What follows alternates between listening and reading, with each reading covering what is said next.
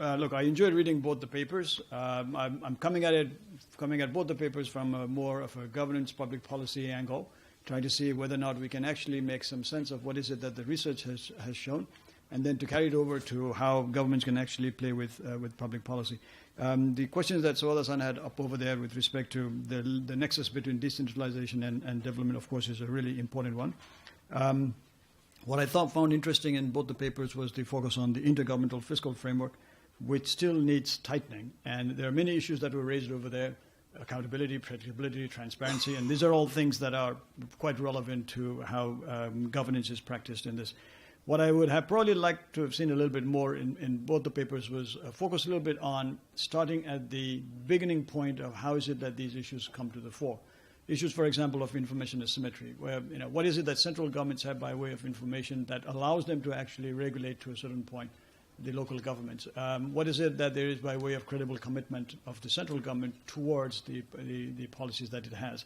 Because until and unless the subnational governments actually understand that central governments are very, credibly committed to their policies and that they will push through with the punishments if there are any, it becomes harder for these SNGs to actually start taking the governments very seriously. Then there are issues of moral hazards and the hard and soft budget constraint, which I thought were very relevant points to talk about. But look, in terms of the context over here, it was just in August of this year that the PRC has actually said there are two very serious vulnerabilities in their financial system: the debts of the SNG and the debts of the SOEs. And so the first paper that talked about the contingent liabilities with respect to SOEs, particularly at the local level, was a very important point. This is something that's been coming up in Asia a lot, and ADB has actually had to deal with this in a certain way. There are companies like Power Grid and PLN in Indonesia and Samruk Hazina in Kazakhstan, and governments are actually saying to ADB, we're not going to be shouldering the contingent liabilities of loans that these entities might take because their balance sheets are quite healthy. So they should actually be borrowing at markets or quasi-market rates. And so the question then for central governments is, to what extent do they actually own and do they actually take on the guarantees and therefore the contingent liabilities? Because if you think about what happened, in early this year, Moody's Investor Service has actually published a report to show that of the three biggest risks in the financial system, the global crisis, natural disasters, contingent liabilities is the biggest. And therefore, it's an issue that the first paper brings about in a good way, and I think if a little bit more focus on that would have actually shed more light on it by all means. There were three challenges that were mentioned in managing subnational debt. I like this discussion on mismatch in the time horizon between what the politicians want and what the managers and the central government, the SNGs want. A little bit more focus on that mismatch would probably make the paper much stronger. I like the notion about the moral hazard, but that's something that's very obvious anyway. I would have liked to have seen a little bit more on the regulatory prudence part of it, and also the regulatory forbearance. What appetites do central governments have in order to actually make sure that they are pushing through with the regulatory regime that they have in place?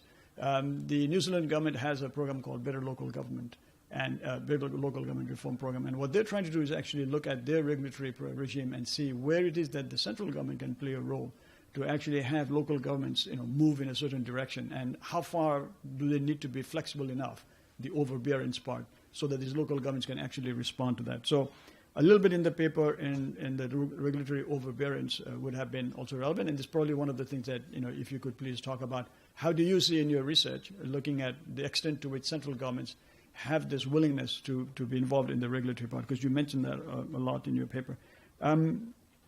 I would have liked to have seen a little bit more current data, but I realize that this is data set that you're using from before, but that would have also helped. In Professor Smoke's paper, I like the strategic approach, looking at whereby economies, they require transfer, but also specialized financial intermediaries. And the specialized financial intermediaries are necessary because SNGs don't have as ready access to capital markets as the central governments do. But I like the way he actually talked about it from a strategic framework, which lets you, take a bird's eye view of what is it that's going on.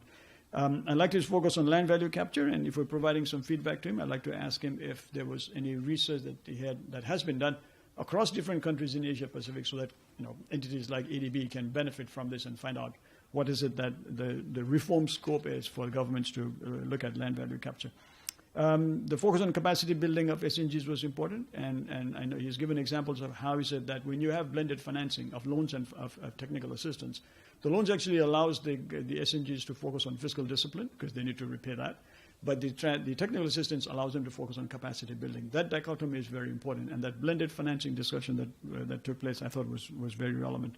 I like his idea of one size does not fit all, SNGs. You know, there are SNGs and then there are SNGs. So as George Orwell said, all SNGs are equal, but some are more equal than others. And therefore, I think having a different perspective on these subnational governments is also relevant. And that was a good way of talking about it. I liked his conclusions on reform requirements ranging from the system basics, which goes to the fundamental aspects of how SNGs work, to this notion of, to development finance needs, which actually look at fiscal responsibility and regulatory frameworks. And the regulatory part was very important. One of the questions that I'd like to ask Dr. Liu is about your experience looking at the regulatory frameworks, whether they're in the United States or in other advanced economies or even in developing countries, because ADB works largely in developing economies. And we wanted to know the extent to which you see the regulatory regime and issues around regulatory regimes being a tool that we can play with as well when we discuss with central governments. I did like to have this notion of financial prudence is very important, certainly for subnational governments. And Paul Smoke, Professor Smoke talked about it, affordability, because these are the financial prudence elements that the New Zealand government has used for its local governments. Affordability, looking at rates benchmark and the debt benchmark. Sustainability, because you're looking at balanced budget requirements that subnational governments may have. Debt servicing arrangements and so on. And finally, predictability. It's the operational control benchmarks and so on. And so the predictability part, which you mentioned as well, and Paul Smoke mentions as well, that to us takes you right back to the beginning part of this notion of understanding information asymmetry, credible commitment, and so on. So getting a lot more public policy angle to what the issues were would have probably given, ADB, for example, in this case, a lot more room to start thinking about where is it that we can stay engaged with the national governments. We do work a fair bit with local governments as well, certainly in federated countries as India, for example, and Pakistan. But earlier this year, I was reviewing 2 provincial-level PIFA assessments, Public Expenditure Financial Accountability, for Pakistan that the World Bank had done.